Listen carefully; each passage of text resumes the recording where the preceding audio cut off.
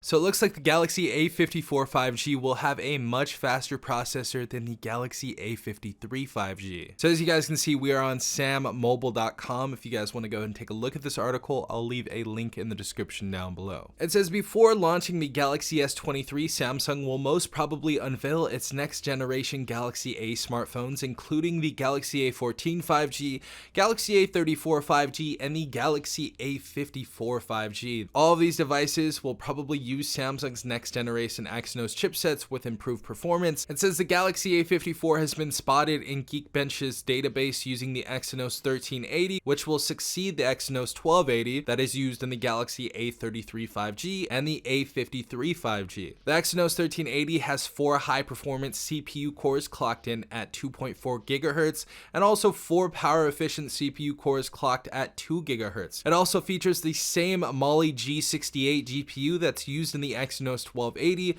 however, it could have more GPU cores or a higher clock speed. It says the Galaxy A54 5G's Exynos 1380 processor has 4 high-performance CPU cores. As per Geekbench's performance test results, the Exynos 1380 scored 776 points in the single-core CPU test and 2,599 in the multi-core CPU test. Since the single-core score is similar to the Exynos 1280, we expect the upcoming chipset to use the same Cortex A78 cores. The multi-core score is 50% higher than the Galaxy A53 5G's Exynos 1280 processor, which means that there is a noticeable improvement in performance, so 50% more. That's actually a really decent amount. The Galaxy A54 5G is expected to feature a 6.4-inch Super AMOLED Infinity O display with a Full HD Plus resolution, which we talked about before. I believe we talked about all of these specifications, so sorry if you're getting a relay of these again. A 120 Hz refresh rate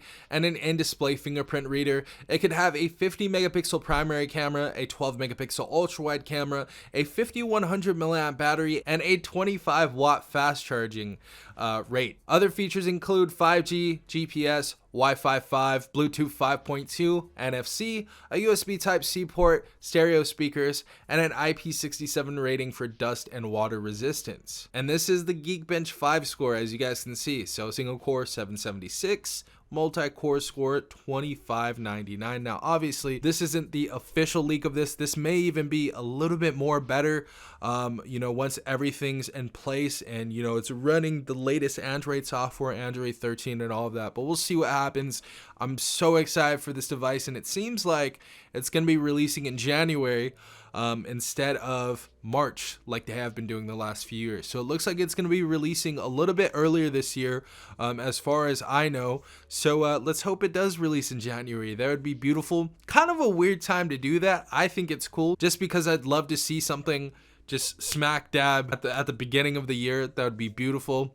But yeah, let me know what you guys think. Hopefully you guys have a great day. This has been Safan from TechRight. Peace out.